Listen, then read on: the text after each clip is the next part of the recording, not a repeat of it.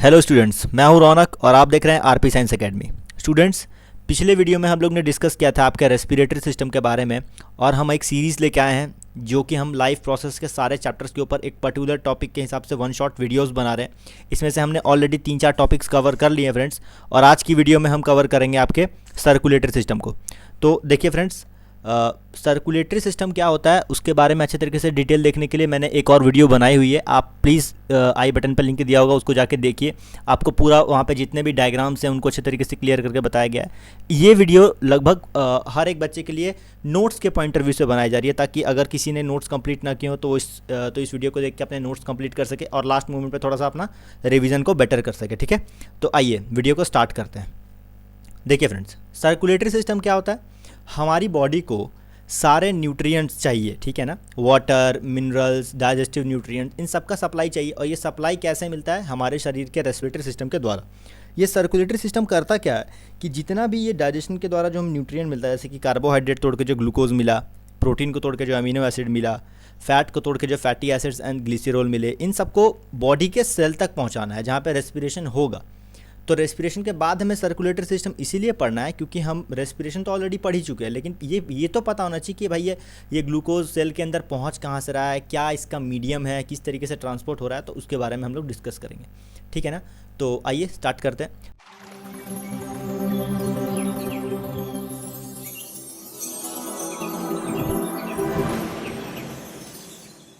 तो circulatory system क्या होता है? Multi cellular organism need a regular supply of food and oxygen etcetera. This function is performed by a circulatory system और ट्रांसपोर्टेटरी system. ठीक है friends, हमें एक रेगुलर सप्लाई चाहिए फूड की, ऑक्सीजन की, अलग अलग टाइप के न्यूट्रिएंट्स की, जो कि शरीर को हर एक सेल तक, बॉडी के हर एक सेल तक पहुँचे।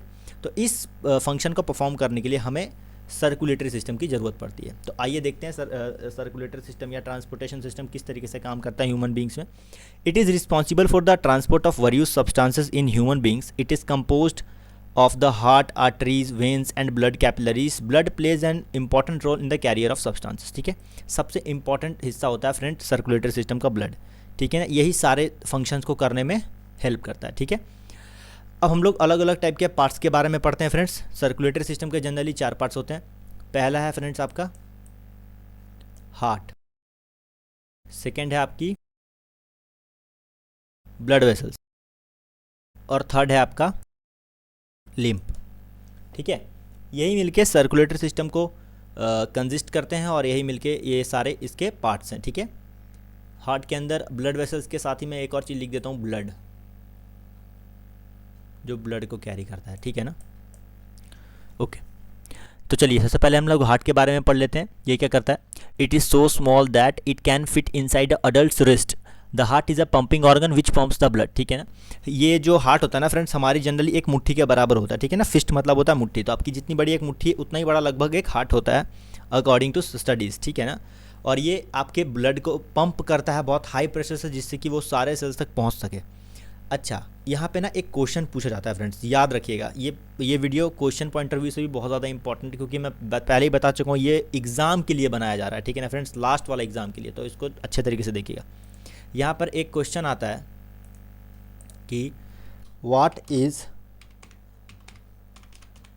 Systolic pressure and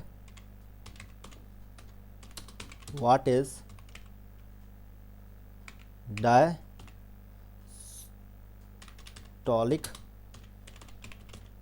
pressure। ठीक है फ्रेंड्स, ये दो क्वेश्चंस आते हैं आपके। ये दो क्वेश्चंस काफ़ी इंपॉर्टेंट आते हैं, आपको पता होना चाहिए सिस्टोलिक प्रेशर और डायस्टोलिक प्रेशर क्या होता है। तो देखिए मैं बताता हूँ आपको, है ना।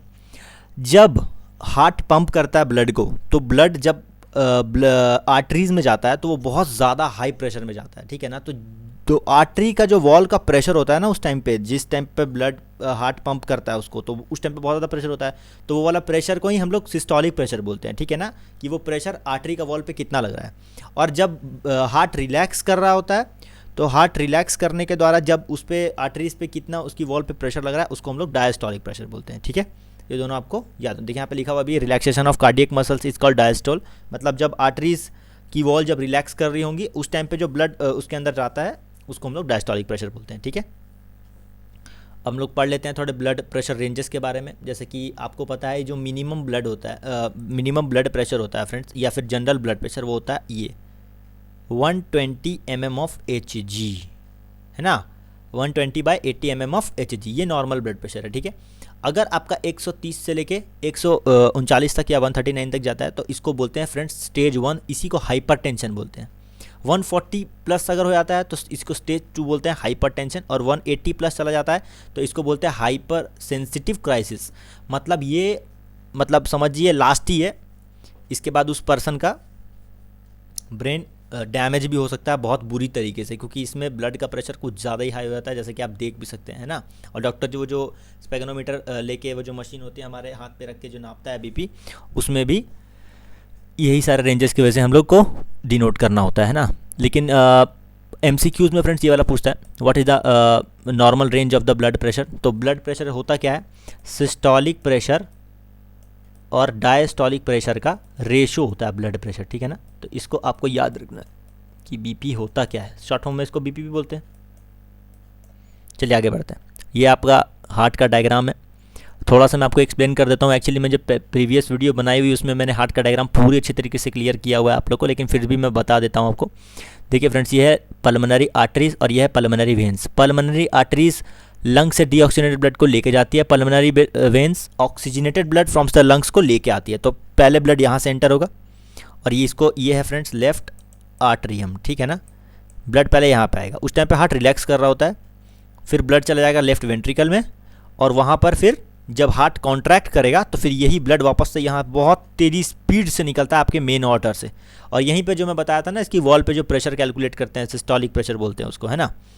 उसके बाद जब पूरी बॉडी में ब्लड पहुंच जाता है, वहाँ से फिर जब कार्बन डाइऑक्साइड का प्रोडक्शन होता है तो उसको वेन लेके आता है। तो देखिए यहाँ पे लिखा हुआ main vein, right pulmonary veins and right pulmonary artery, superior Veena कावा। यहाँ से ब्लड ऑक्सीजनेटेड वाला आता है और फिर उसको वापस पल्मोनरी आर्टरीज वापस लंग्स में लेके चला जाता है ना।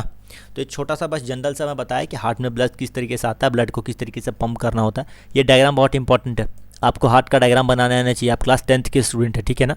अगर आपको नहीं आता है तो वीडियो ऑलरेडी अपलोडेड है, आप जाके देख सकते हैं, आप इजी वे में उसको बनाना सीख जाएंगे, ठीक है। अब आइए ब्लड वेसल्स के बारे में पढ़ते हैं, ठीक है। देखिए सबसे पहले होता है आर्टरी, जो ब्लड को लेके आता है। कौन सा ब्लड फ्रेंड्स, ऑक्सीजनेटेड ब्लड, है ना। और वेन क्या करता है, कार्बन डाइऑक्साइड रिच मतलब डीऑक्सीजनेटेड ब्लड को पूरी बॉडी से कलेक्ट करके वापस से कहाँ लेके जाता है, टू हार्ट तक लेके आता है। ये डायग्राम बड़ा सिंपल मैंने बनाने की कोशिश की ताकि आपको अच्छे तरीके से समझ में आए, है ना। अब बहुत सारे बच्चे कंफ्यूज हो जाते हैं कि इसमें कि आर्टरी वेन्स एंड कैपिलरीज के बीच में डिफरेंस क्या है।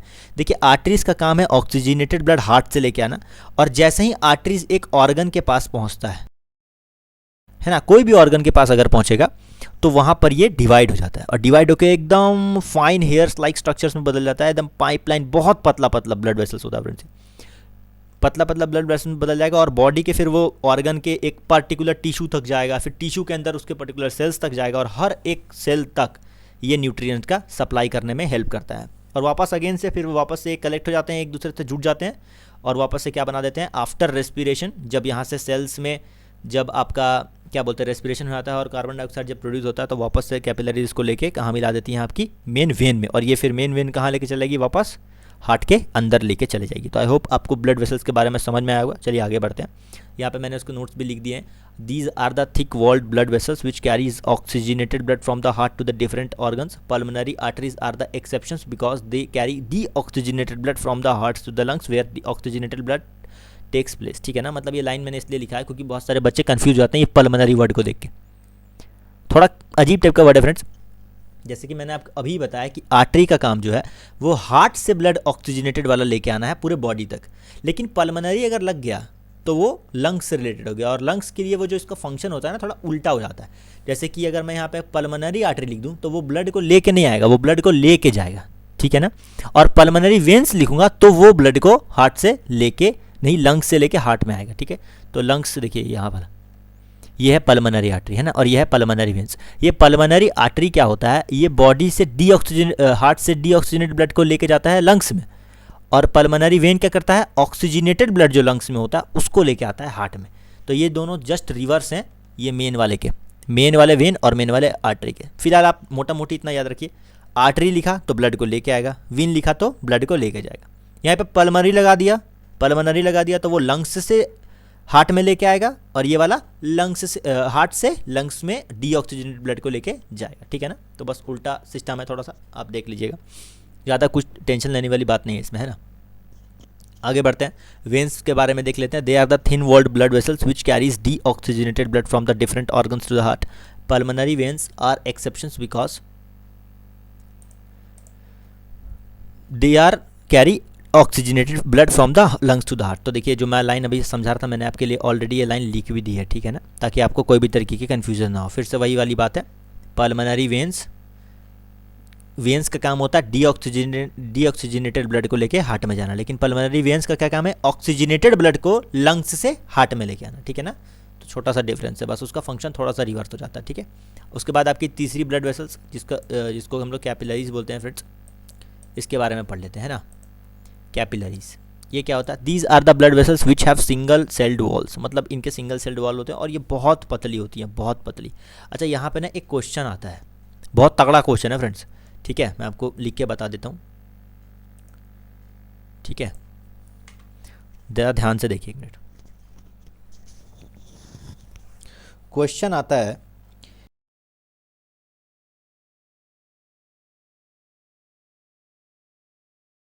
ये आता है आपका क्वेश्चन, अब बहुत इंपॉर्टेंट क्वेश्चन है, ठीक है ना, कि मटेरियल्स का एक्सचेंज कैसे होता है सेल्स और सराउंडिंग के बीच में। तो इसका आंसर होगा कि देखिए थ्रू दीज कैपिलरीज, है ना। मान लीजिए आर्टरी लेके आ रहा है तो इसके अंदर ऑक्सीजनेटेड ब्लड है, ब्लड के अंदर बहुत सारे न्यूट्रिएंट्स हैं, तो बॉडी और सेल के बीच, बॉडी सेल्स और ब्लड के बीच में मटेरियल एक्सचेंज का माध्यम कैपिलरीज ही होता है, ठीक है ना। ये इसका बहुत बड़ा रोल है, ठीक है। सपोज़ कीजिए कि मान लीजिए आपके पास एक आपके घर, हम लोग ने देखा कि हमारे घर के पास बहुत सारे फिल्टर प्लांट होते हैं या बहुत बड़ी बड़ी टंकियाँ होती है जहाँ से फ़िल्टर वाटर हमारे घर के अंदर आता है। तो आपने देखा होगा जब फ़िल्टर वाटर टंकी से आता है तो वो बहुत मोटा पाइप होता है, पर वो जब घर के अंदर आएगा तो बहुत पतला हो जाता है, क्योंकि घर के नल को उतने मोटे पाइप की ज़रूरत नहीं है ना, वो उसका एक पार्ट ही बस हमें रिक्वायर्ड है। तो सेम काम यहाँ पर भी होता है। बॉडी का सेल्स होता है भाई फ्रेंड्स इतना सा, और आर्टरी है इतनी बड़ी, तो इतनी बड़ी तो मैं सेल के अंदर नहीं घुसेड़ सकता, नहीं तो फिर ये तो इसका तो एग्जिस्टेंस ही नहीं रहेगा ना, सवाल ही पैदा नहीं है।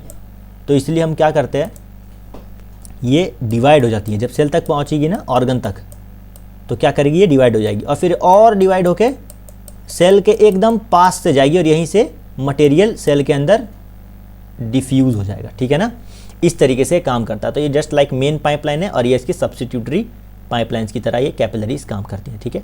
तो आई होप आपको ये क्वेश्चन समझ में आया होगा। तो आपको इसका आंसर लिखना पड़ेगा, the exchange of materials takes place between the cell and surrounding through capillaries, ठीक है फ्रेंड्स।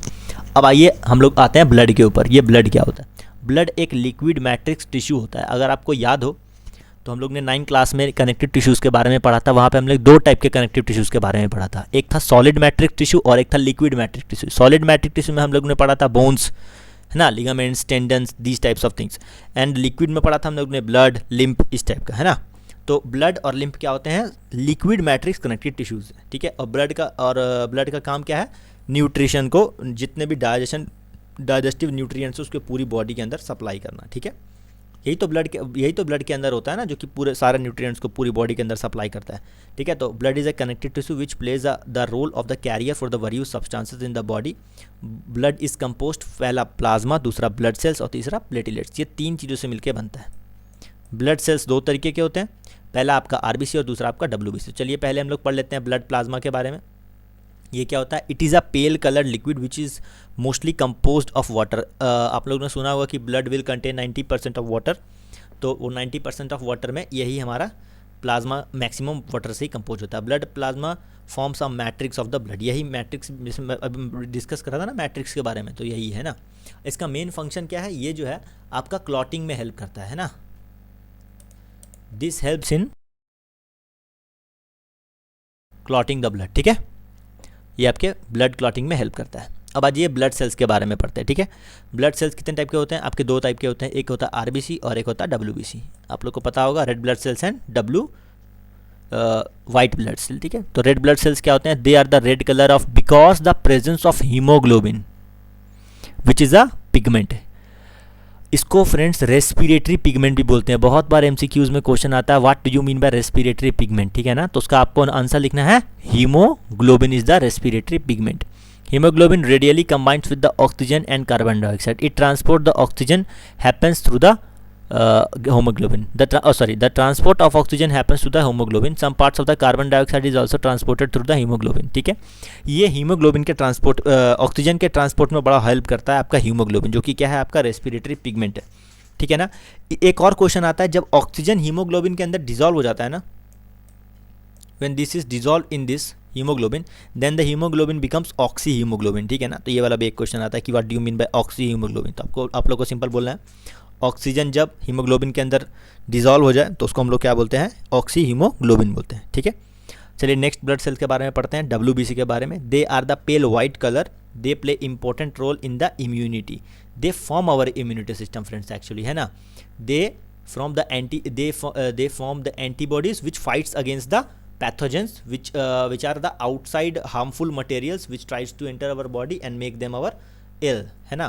तो हम लोग को इल नहीं पड़ने देता है हमारे शरीर का इम्यूनिटी सिस्टम। ये एक तरह का हमारा ना पर्सनल सेना है, जो कि बाहर की बुराइयों से लड़ने में हम लोग को हेल्प करता है, ठीक है। बाहर का कोई भी बैक्टीरिया वायरस अगर शरीर के अंदर आता है तो ये इम्यूनिटी सिस्टम WBC के जितने भी सैनिक है वो काम पे लग जाते हैं कि चलो भैया मारो इसको, अब इसको बॉडी के अंदर आने नहीं देना है। उसी की वजह से हमारा बॉडी का ना टेम्परेचर भी बढ़ जाता है, इसलिए हम लोग बोलते हैं कि भाई बुखार आ गया है ना। मतलब इम्यूनिटी सिस्टम अपना काम अच्छे तरीके से कर रहा है, और यही WBC का काम भी है, ठीक है। आगे बढ़ते हैं, एक और चीज़ है प्लेटिलेट्स, जैसे कि मैंने आपको ऊपर ही बताया था, they are the responsible for the blood coagulation, मतलब ब्लड के क्लॉटिंग में हेल्प करता है। और ये defence mechanism which prevent the excessive loss of blood in case of injury, तो ये एक्सेसिव लॉस ऑफ ब्लड को भी रोकता है। जैसे कि आप लोग ने देखा होगा कभी कभार आपका चोट लग जाता है या छील या कट जाता है तो ज़्यादा ब्लड लॉस नहीं होता, थोड़ा सा ब्लड निकलता है उसके बाद वो रुक जाता है, क्योंकि यही जो है प्लेटिलेट्स वो आपको क्या करता है, अंदर से ब्लड, देखो ये आपका मान लीजिए मेन ब्लड है और यहाँ से आपका थोड़ा सा कट गया तो ब्लड यहाँ से बाहर आने स्टार्ट हो जाएगा, और यही वाला ब्लड को ये अंदर से बहते बहते प्लेटिलेट्स क्या कर देगा, यहाँ से ब्लॉक कर देगा। तो थोड़ा देर बाद ब्लड क्या हो जाएगा, आपका बहना बंद हो जाएगा। तो ब्लड की क्लॉटिंग में प्लेटिलेट्स बहुत ज़्यादा काम आती है, ठीक है। चलिए आगे बढ़ते हैं, अब हम लोग थोड़ा लिम्फेटिक सिस्टम के बारे में पढ़ते हैं। हम लोग ने ब्लड के सर्कुलेटरी सिस्टम के बारे में तो पढ़ लिया, ये भी फ्रेंड्स आपका सर्कुलेटरी सिस्टम का तरह ही होता है, लेकिन इसमें प्रोटीन थोड़ा कम होता है, इसलिए इसका कलर रेड नहीं होता, क्योंकि ये ऑक्सीजन को भी कैरी नहीं करता है ना। ये पढ़ते हैं इसके बारे में क्या होता है। It is a form when the liquid which leaks from the blood capillaries and go to the intercellular spaces in the tissues, the fluid is collected through the lymph vessels and finally return to the blood capillaries, ठीक है ना। ये lymph तब form होता है जबकि blood leak, हमारे जब कैपिलरीज से कुछ अगर ब्लड लीक होता है तो वो हमारे इंटरसेल्युलर स्पेसेस में चला जाता है टिश्यूज़ के, और फिर वहाँ से वो लिम्फ वेसल्स, जो मतलब ये लिम्फ की जो वेसल्स हैं, ये वापस से उस ब्लड को कलेक्ट करके कहाँ डाल देती हैं, आपके ब्लड कैपिलरीज के अंदर रिटर्न कर देती है ना। यही इसका मेन काम है। It is also plays an important role in the immune system, ये भी फ्रेंड्स इसमें भी कुछ होते हैं, इसके भी कुछ सेल्स हैं जिसको हम लोग लिम्फोकाइट्स बोलते हैं। वो ये लिम्फोकाइट्स हमारे जस्ट लाइक WBC की तरह काम करते हैं, जैसे कि हमारा इम्यूनिटी सिस्टम को बनाने में मदद करता है, ऐसे ही लिम्फ के भी लिम्फोकाइट्स इम्यूनिटी सिस्टम को बनाने में बहुत हेल्प करते हैं ना। Lymph is a yellowish fluid escape from the blood capillaries into the intercellular spaces, contain less protein than blood, that's why they it not look like blood in red in colour, है ना। It is a yellowish fluid because it contains less protein, ठीक है। Lymph flows the tissues to the heart assisting the transportation of and destroying the germs, ठीक है ना। ये jumps को destroy करने में भी हेल्प करता है। और ना इसका एक और सबसे बड़ा मेन फंक्शन ये है कि ये जो है ना सेल के डेड फ्रेगमेंट्स को, ये जो है फ्रेंड्स आपके सेल के डेड फ्रेगमेंट्स जो होते हैं ना, जो सेल का जब नया मेम्ब्रेन बनता है तो उसका जो पुराना वाला मेम्ब्रेन होता है उसको डेड फ्रेगमेंट्स बोलते हैं। मतलब एक तरह से समझिए सेल का छिलका आपके नॉर्मल भाषा में, है ना। वो तो डेड फ्रेगमेंट्स को क्या करता है, वो वापस से ब्लड स्ट्रीम में जाके घोल देता है ताकि उसका क्या हो सके फ्रेंड्स, एक्सक्रीशन अच्छे तरीके से हो सके। तो ये एक्सक्रीशन में भी हेल्प करता है एक तरीके से। अब आइए पढ़ लेते हैं डबल सर्कुलेशन ऑफ हार्ट, है ना। डबल सर्कुलेशन मतलब वही, एक बार आपका ऑक्सीजनेटेड ब्लड पूरा बॉडी में जाता है और एक बार पूरा डीऑक्सीजनेटेड ब्लड आपका पूरा जाता है आपके लंग्स में। तो जो लंग्स में ब्लड का सर्कुलेशन होता है उसको बोलते हैं पल्मोनरी सर्कुलेशन, और जो हार्ट से आपकी पूरी बॉडी के सेल्स तक होता है उसको बोलते हैं सिस्टमैटिक सर्कुलेशन। और इन्हीं दोनों को मिला के बोलते हैं फ्रेंड्स डबल सर्कुलेशन, ठीक है ना। ठीक, तो आई होप आप लोग ने ये डायग्राम आपको अच्छे तरीके समझ में आ रहा होगा। ये हमारे स्कूल में भी बहुत बार रिवीजन कराया होगा। मैं आपको एक शॉर्ट रिवीजन बता देता हूँ। पहले लंग्स से ब्लड लंग्स में जब हम सांस लेते हैं तो ऑक्सीजन क्या होता है, ब्लड कैपिलरीज के अंदर डिजॉल्व होता है। देखिए कैपिलरीज हैं, फिर कैपिलरीज एक साथ ज्वाइंट होकर क्या बना देती हैं, आपकी पल्मोनरी वेन बना देती है। और यही पल्मोनरी वेन से ब्लड क्या आता है, हार्ट के पहले चेंबर में आता है जब हार्ट रिलैक्स कर रहा होता है। जब हार्ट कॉन्ट्रैक्ट करेगा तो फिर वापस से ये ब्लड पूरा पंप करेगा और यहाँ से फिर आपकी मेन आर्टरी जो है, इसको ऑर्टा बोलते हैं, मेन आर्टरी को डॉर्सल ऑर्टा भी बोलते हैं। तो ये आपकी मेन आर्टरी पूरी बॉडी के हर एक सेल तक, पहले बॉडी के टिश्यूज तक जाएगी, वापस से कैपिलरीज में बदल जाएगी, because we know that when the artery reaches to the tissues और an organ it divides into several thin blood vessels which are also known as capillaries. ठीक है, तो कैपिलरीज में टूट जाएगी, फिर यहाँ से आपके बॉडी के एक एक सेल तक वो सारे न्यूट्रिएंट्स पहुँचेंगे जो आपके सेल्स को चाहिए। फिर रेस्पिरेशन होगा, रेस्पिरेशन के बाद जो कार्बन डाइऑक्साइड निकलेगा, यहाँ पे ऑक्सीजन था, यहाँ पे CO2 है। जब कार्बन डाइऑक्साइड रिच ब्लड वापस से कैपिलरीज इकट्ठा करके आपके मेन वीन में बना देगी। देखिए मेन वीन है, वीना का मतलब मेन वीन। मेन वेन आपका पूरा ये डीऑक्सीजनेटेड वाला जो ब्लड है उसको वापस से लेके जाएगा हार्ट के राइट आर्टरिया में जब हार्ट रिलैक्स कर रहा होगा। फिर जैसे ही हार्ट वापस कॉन्ट्रैक्ट करेगा तो राइट वेंट्रिकल से आपका ब्लड वापस कहाँ चला जाएगा, पल्मोनरी आर्टरी इसको लेके चला जाएगा आपका लंग्स में, जहाँ पे आपका वापस से डीऑक्सीजनेशन होगा, मतलब कैपिलरीज से गैसियस एक्सचेंज होगा। हम लोग सांस जब छोड़ेंगे तो कार्बन डाइऑक्साइड बाहर निकल जाएगा और फिर से जब सांस लेंगे तो वापस से ऑक्सीजन डिजॉल्व हो जाएगा एल्वेली के अंदर और वहाँ से ब्लड कैपिलरीज के अंदर डिजॉल्व होकर वापस पहुँच जाएगा हार्ट से। तो ये सर्कुलेशन चलते रहता है, चलते रहता है, चलते रहता है। हम सोए जागे कोई फ़र्क नहीं पड़ता, पर ये प्रोसेस हमेशा ही 24 घंटे चालू रहता है। इसलिए इसको बोलते हैं पल्मोनरी सर्कुलेशन और इसको बोलते हैं सिस्टमैटिक सर्कुलेशन, और दोनों को मिला के क्या बोलते हैं फ्रेंड्स, डबल सर्कुलेशन बोलते हैं। ठीक है, तो आई होप आपको थोड़ा सा समझ में आया होगा। अब आगे बढ़ते हैं, अब हम लोग ट्रांसपोर्टेशन इन प्लांट्स के बारे में पढ़ते हैं। ठीक है, देखिए प्लांट्स के पास ना कोई पर्टिकुलर सर्कुलेटरी सिस्टम नहीं है, लेकिन क्योंकि प्लांट में भी ट्रांसपोर्टेशन जरूरी है इसलिए उसके पास कुछ कुछ टिश्यूज़ हैं जिसको हम लोग कॉम्प्लेक्स परमानेंट टिश्यू बोलते हैं। 9th क्लास में था simple permanent tissue, complex permanent tissue, we have studied about that. अगर आप लोग भूल गए तो कोई बात नहीं, मैं वापस से एक बार आपको बता देता हूँ। कॉम्प्लेक्स परमानेंट टिश्यू के दो पार्ट्स होते हैं, पहला होता है जाइलम और दूसरा होता है फ्लोएम, है ना। यही दोनों क्या होते हैं, प्लांट में ट्रांसपोर्टेशन का काम करते हैं। जाइलम का काम क्या है, इसका मेन काम है transportation of water and minerals. Water and minerals को ये ट्रांसपोर्ट करने में बहुत ही ज़्यादा फायदेमंद है, यही ये काम को करता है। ठीक है ना, इसके 4 पार्ट होते हैं, पहले को बोलते हैं ट्रैचिड, दूसरे को बोलते हैं वेसल्स, तीसरे का नाम है जाइलम पैरेन्काइमा और फोर्थ का नाम है जाइलम फाइबर्स। ठीक है, अब देखिए ट्रैचिड्स क्या होता है, they are the tracheid and xylem vessels are the conducting elements. Xylem makes a continuous tube in the plants which runs from the roots to the stem right up to the veins of the leaves. ये पूरे root से लेके friends leaf तक फैले होते हैं और इनका काम क्या है, वाटर एंड मिनरल्स को पूरे प्लांट का एक एक पत्ते एक एक सेल तक ट्रांसपोर्ट करना। ठीक है ना, और फ्लोएम का काम आप समझ लेते हैं फ्रेंड्स। फ्लोएम का काम है जो फोटोसिंथेसिस जब होता है प्लांट के अंदर तो जो खाना बनता है प्रिपेयर्ड फूड, उसको तो मान लीजिए जैसे कि मम्मी आपकी किचन में खाना बना रही हैं तो खाना बना के क्या आप किचन में ही खाना खाने लग जाएंगे, नहीं। आपकी मम्मी वो खाना को बाहर निकाल के लाएगी, डाइनिंग टेबल पे सर्व करेगी, तब आप जाके खाना खाएंगे। तो मतलब खाना जो प्रिपेयर्ड हुआ है उसको किचन से बाहर निकालना बहुत ज़रूरी है। तो ये फ्लोएम क्या करता है, किचन, आपको पता है ना किचन ऑफ द सेल क्या होता है, chloroplast, and kitchen of the plant को क्या बोलते हैं, लीफ। तो लीफ जो किचन है पूरे प्लांट का, यहाँ से जो खाना बनता है उसको ये फ्लोएम टिश्यू पूरे प्लांट के एक एक सेल एक एक पार्ट्स तक ट्रांसपोर्ट करता है ना। ठीक है, यही इसका मेन काम है।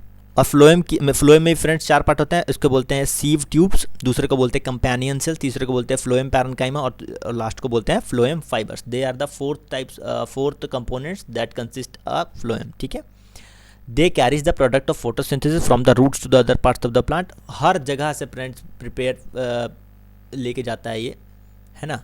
एक्चुअली यहाँ पे थोड़ा सा गलत लिखा हुआ है, रूट से नहीं लेके जाता है, फ्रॉम लीव से लेके जाता है ना फ्रेंड्स। लीव से पूरे पार्ट के प्लांट के हर एक एक सेल तक प्लांट तक लेके जाता है। ठीक है ना। एक आपका क्वेश्चन आता है, what do you mean by ascent of sap? The upward movement of water in the minerals from the root to the different plants parts is called ascent of sap. Many factors are play in the ascent of sap and it takes place the many steps, they are explained as follows. मैंने इसके बारे में अच्छे तरीके से लिखा हुआ है। एक्चुअली जैसे कि मान लीजिए पानी है ना फ्रेंड्स, तो पानी को रूट से लेकर जाइलम जो ट्रांसपोर्ट करेगा वाटर को, तो प्लांट के अंदर कोई मोटर तो लगा हुआ नहीं है कि मान लीजिए वो एक सक्शन क्रिएट करेगा और पूरे प्लांट में पानी ट्रांसपोर्ट हो जाएगा, ऐसा तो नहीं है। हमारे घर के अंदर तो मोटर होती है, हम चालू करते हैं फटाक से पानी टंकी के अंदर चढ़ा जाता है, लेकिन प्लांट के अंदर ऐसा नहीं है। उसका एक नेचुरल प्रोसेस होता है ना। वो नेचुरल प्रोसेस में 2-3 तरीके की चीज़ें होती हैं। सबसे पहला काम आता है friends adhesion and cohesion force. देखिए मैंने यहाँ पे लिखा हुआ है इनके बीच के जो मॉलिक्यूल्स, जो इंटरमॉलिक्यूलर कनेक्शन होता है वाटर मॉलिक्यूल्स के बाद, इसी के वजह से एडेशन एंड कोहेशन फोर्सेस की वजह से ये पानी अपवर्ड मूवमेंट में हेल्प करता है, ठीक है। उसके बाद होता है फ्रेंड्स कैपिलरी एक्शन, और सबसे इंपॉर्टेंट रोल करता है यहाँ पर ट्रांसपीरेशन, है ना। Transpiration is the main factor which is responsible for the upward movement of the water. जैसे कि आपको पता है जब ज़्यादा सनलाइट पड़ती है पत्तों के ऊपर से, तो जो अनयूज वाटर होते हैं वो वेपर के फॉर्म में लीव्स से क्या होता है, लॉस होता है। और यही जब एक्स्ट्रा लॉस होता है तो ये क्या करता है, जैसे कि मान लीजिए आप दौड़ के आए ना, तो आपको प्यास लगेगा, तभी ना आप पानी पीजिएगा। तो इसके अंदर से भी मान लीजिए जब ज़्यादा सनलाइट होगा और ज़्यादा एवापोरेशन होगा तो प्लांट को भी क्या लगेगा, प्यास, और यही प्यास अपवर्ड मूवमेंट ऑफ वाटर में क्या करेगा फ्रेंड्स, हेल्प करेगा, है ना। तो the stem draws water up and the root absorb water from the soil more. जितना ज़्यादा ये ट्रांसपीरेशन होगा उतना ही ज़्यादा रूट पानी खींचेगा और प्लांट पूरे पार्ट में इसको जो जाइलम है आपका ट्रांसपोर्ट करने में हेल्प करेगा, ठीक है ना। मैंने यहाँ पे लिख भी रखा है transpiration pull, loss of the excess water from the stomata and lenticule, these are also known as the aerial parts of the plants and this is called the process of respiration। जब plant से excess water loss होता है leaf से, लेंटिसल से, stem से, तब ये transpiration process कहलाता है। और इसी ट्रांसपीरेशन पुल की वजह से आपका सक्शन क्रिएट होता है, एडेशन एंड कोहेशन का फोर्सेस भी रिस्पॉन्सिबल होता है जो कि अपवर्ड मूवमेंट ऑफ वाटर में हेल्प करता है। सिंपल सी बात है, अगर ये नहीं होगा तो भाई पानी की ज़रूरत ही नहीं पड़ेगी प्लांट को, तो अपवर्ड मूवमेंट होगा ही नहीं, है ना। रूट प्रेशर भी इसमें एक इंपॉर्टेंट रोल प्ले करता है ना। Root pressure is also responsible for the movement of the water to the base of the stem. मैंने लिख भी रखा है यहाँ पर, आप लोग इसको आराम से पढ़ सकते हैं, स्क्रीनशॉट भी ले सकते हैं। वैसे ये सारे नोट्स आप लोग स्क्रीनशॉट लेते चलिए फ्रेंड्स। मैंने जानबूझ के डिस्क्रिप्शन में नोट का लिंक नहीं दिया है क्योंकि आप लोग बहुत आलसी हो, बोलना तो नहीं चाहिए लेकिन हाँ थोड़े हो, पटाख से कान में आप लोग ईयरफोन लगाते हो और जल्दी बस 2x की स्पीड पे वीडियो चला लोगे। कुछ समझ में आए चाहे नहीं आए, नोट्स बनाने हैं तो ठीक, नहीं भी बनाने हैं तो भी ठीक। आप लोग बस सोचते हो कि जल्द से जल्द वीडियोस खत्म हो जाए, ऐसा नहीं करना चाहिए। आप वीडियोस उतना ही देखें जितना आपको मन है, लेकिन जितना भी देखें आप लोग मन से देखें।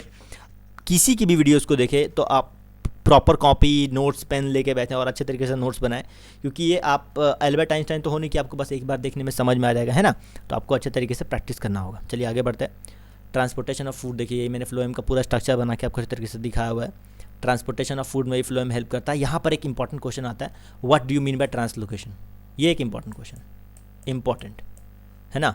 The process of transportation of food from the leaf to the other parts of the plant is called translocation. इसी प्रोसेस को क्या बोलते हैं, ट्रांसलोकेशन। मतलब जो फ्लोएम का मेन फंक्शन है ना, प्रिपेयर फूड को लीफ से लेके पूरे प्लांट के हर एक सेल तक पहुंचाना, इसी प्रोसेस को हम लोग ट्रांसलोकेशन बोलते हैं, ठीक है ना। तो ये भी एक बहुत इंपॉर्टेंट क्वेश्चन था, ठीक है।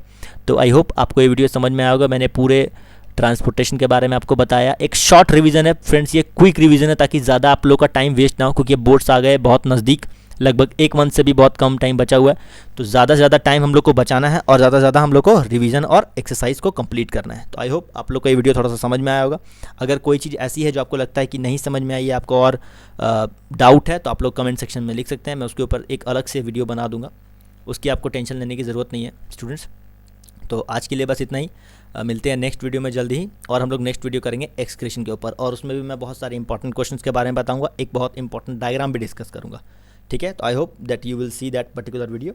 ओके फ्रेंड्स, तो that's it for today, we will meet in the next video.